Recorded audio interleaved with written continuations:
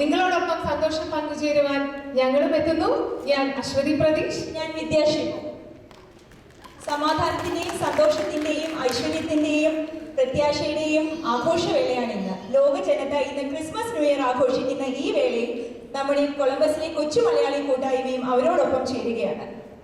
മാനവരാശിയെ വീണ്ടെടുക്കുന്നതിനായി ബെത്ലഹേമിലെ കാലിത്തൊഴുത്തിൽ ലോകരക്ഷകനായ ഉണ്ണിയേശു ജനിച്ച ഈ പുണ്യ തിരുദിനം ആഘോഷിക്കുന്നതിനായി സെൻട്രൽ ഒഹായോ മലയാളി അസോസിയേഷന്റെ നാമത്തിൽ എല്ലാവർക്കും ഞങ്ങളുടെ ഹൃദയം നിറഞ്ഞ ക്രിസ്മസ് പുതുവത്സര ആശംസകൾ.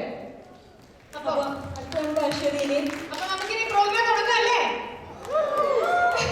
പോരട്ടെ? എനർജി ഇല്ല. അതെ, പോരട്ടെ. ഇങ്ങനെ പോയാൽ പറ്റില്ല.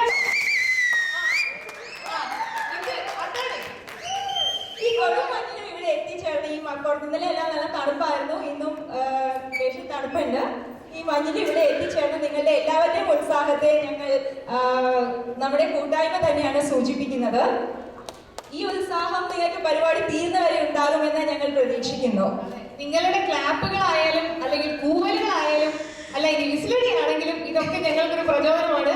ഇത് പ്രോഗ്രാമിന്റെ തുടക്കം മുതൽ അവസാനം വരെ ഉണ്ടായിരിക്കുമെന്ന് ഞങ്ങൾ പ്രതീക്ഷിക്കുന്നു, അപേക്ഷിക്കുന്നു. അപ്പോ അതെ, ക്രിസ്മസ് നമ്മളിൽ ഉണർത്തുന്ന പലതരം പ്രത്യാശകളാണ്. ക്രിസ്മസ് എന്ന് കേൾക്കുമ്പോൾ തന്നെ നമ്മുടെ എല്ലാം മനസ്സിൽ ഓടിയെത്തുന്നത് പല കാര്യങ്ങളാണ്. ആദ്യമായി നമുക്ക് ഉണ്ണിയേശു, അതുപോലെ ക്രിസ്മസ് സാന്റ അപ്പൂപ്പൻ, ക്രിസ്മസ് മരം, പിന്നെ നക്ഷത്രങ്ങൾ, ഇതെല്ലാം ആണെങ്കിലും ക്രിസ്മസിൽ ഒഴിച്ചുകൂടാനാവാത്ത ഒന്ന് തന്നെയാണ് ദൂതന്മാരുടെ ഗാനവീചികൾ. മഹത്വത്തിന്റെ രാജാവായി ബത്ലഹേമിൽ ഒരു ശിശു ജാതനായി.